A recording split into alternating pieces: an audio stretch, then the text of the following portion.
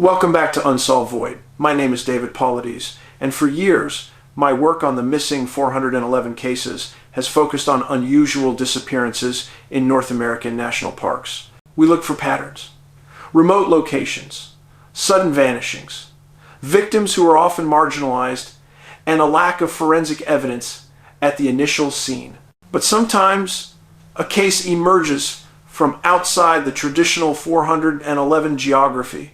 A case so extreme, so baffling, that it forces us to ask, are the invisible forces at play in our parks also active worldwide?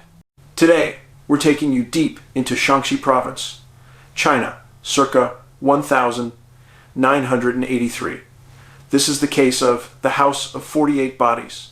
This is where a string of disappearances, eerily similar to our own 411 patterns, points not just to a human killer, but perhaps to a darker, more complex power leveraging human vulnerability. The timeline is simple but terrifying. Between 1983 and 1985, people began to disappear from the remote rural villages surrounding Shaanxi County. The victims fit a distinct profile: the transient and the vulnerable, farmhands looking for seasonal work, mentally disabled individuals seeking a lifeline. These are the people society often overlooks, making their disappearance a quiet one.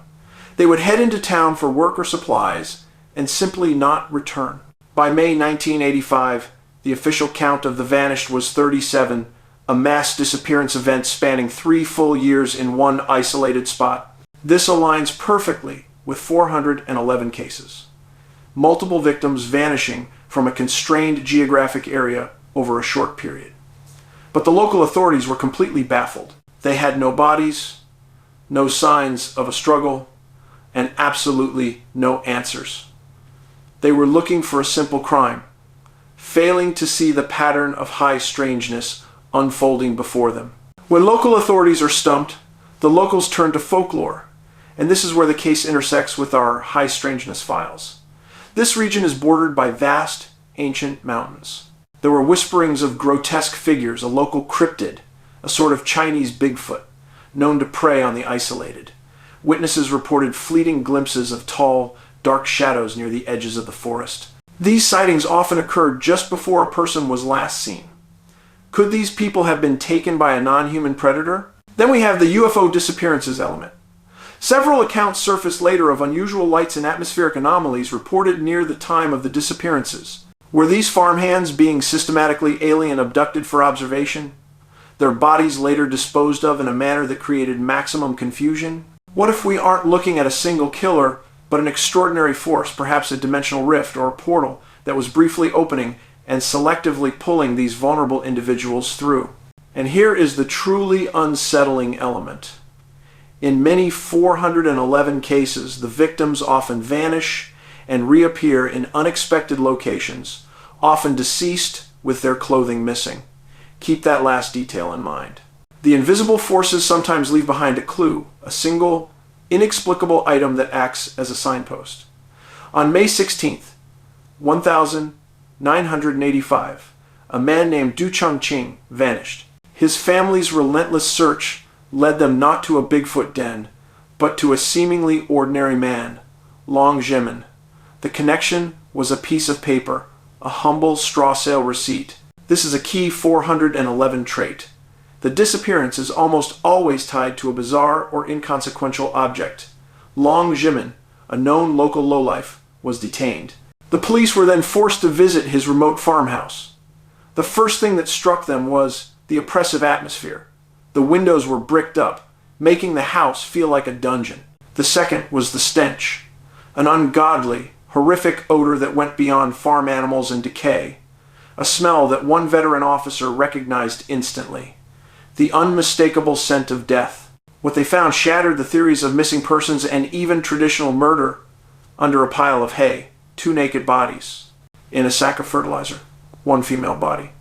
Then, following local whispers, they began digging in the yard where an old vegetable cellar had been recently filled in. Pit number 3 contained 33 bodies, layered and interlocked. Pit number 2 in the pigsty held 8 bodies. Pit number 1, under the outhouse, held 4 bodies. The final count: 48 human remains found buried beneath the very ground this man lived and slept on. He was living on a mass grave for 3 years. Now, remember the 411 pattern, the removal of clothing. Many of these bodies were found naked or partially clothed. Zhimin confessed he would wash and wear the victims' clothing. He had stripped them, not just for concealment, but for his own practical use. Was he forced to dispose of the clothing by a non-human intelligence, or did he simply mimic the stripping pattern observed in other high strangeness disappearances? Zhimin was a monster. He lured, murdered, and robbed 48 people, gaining only about $100 and 6 cheap watches. He was executed along with his complicit wife in 1985. But this case, while solved by identifying a human killer, leaves us with troubling questions that echo our missing 411 files. Why were these 48 people, the marginalized and the vulnerable, so easily selected? Why did law enforcement ignore the initial reports 3 separate times? And why did this unique, systematic pattern of vanishing and discovery, including the removal of clothing and the remote location, appear so strongly in a region disconnected from the typical 411 map?